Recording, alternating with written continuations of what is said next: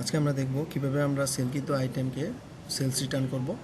তার জন্য আমাদের প্রথমে সেলসের ইনভয়েস লাগবে। আমরা সেলস লিস্ট থেকে সেলসের ইনভয়েসটা নিব। 8 নাম্বার সেলস আইডি আমাদের এই ইনভয়েসটার।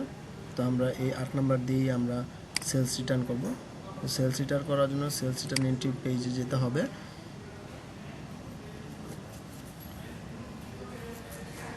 সেলস রিটার্ন পেজে যে আমরা ইনভয়েস নাম্বারটা দিয়ে দিলাম 8 সার্চ করার সাথে সাথেই ওই ইনভয়েসে যে আইটেমগুলো ছিল এখানে শো করতেছে। একটাই আইটেম ছিল 2 টাকা 2 পিস। তো আমি এটা ডান দিকে ক্লিক করে আমার রিটার্নের প্যানেলে নিয়ে আসলাম। আমি এখান থেকে 1 পিস তাকে রিটার্ন করে দিব। 1 পিস রিটার্ন করে দিব। কত আসে 1 পিসের দাম? 2500 টাকা। তো এটা আমি 2500 টাকা তাকে রিটার্ন করে দিলাম।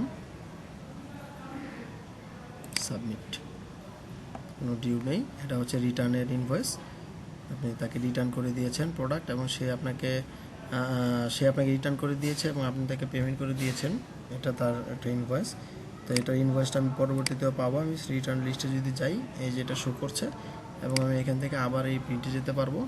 প্রিন্ট বাটনে ক্লিক করে আমি এটা প্রিন্টও করতে পারবো। আর সেলস রিটার্নের পেজে যদি আমি কোনো ডিউ থাকতো রিটার্নে, সেক্ষেত্রে এখানে শো করতো। ডিউ রিসিভ করলে ডিউ পেমেন্ট লিস্টেও শো করতো। আর আমি একটু কাস্টমারের লেজারটাও চেক দিব যে আমি যে রিটার্ন করেছি সেটা কাস্টমারের লেজার হিট করেছে কি না।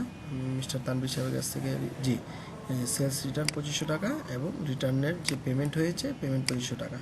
এখানেও 6000 টাকা ছিল, এখানেও 6000 টাকা। ঠিক আছে, রিটার্ন হওয়ার পরে। এবং আমি আমাদের অ্যাকাউন্টিং থেকে ট্রায়াল ব্যালেন্সটা প্রতিবার কেন চেক দিচ্ছি, কারণ আমাদের সবসময় ফলো রাখতে হবে প্রথম প্রাথমিক পর্যায়ে যে আমাদের অ্যাপ্লিকেশনে কোনো ভুল ত্রুটি হচ্ছে কি না। ঠিক আছে, তো একটা সার্টেন পিরিয়ড পরে আসলে এটা চেক দেওয়ার কোনো দরকার নেই মনে করি। তো এই ছিল আমাদের সেলস রিটার্নের প্রসেস। আমরা নেক্সট ভিডিওতে দেখব কীভাবে একটা সার্ভিস প্রোভাইডার সে কীভাবে সার্ভিস প্রোভাইড করে আমাদের এই সার্ভিস মডিউল থেকে। সেই পর্যন্ত ভালো থাকুন, সুস্থ থাকুন। আসসালামু আলাইকুম।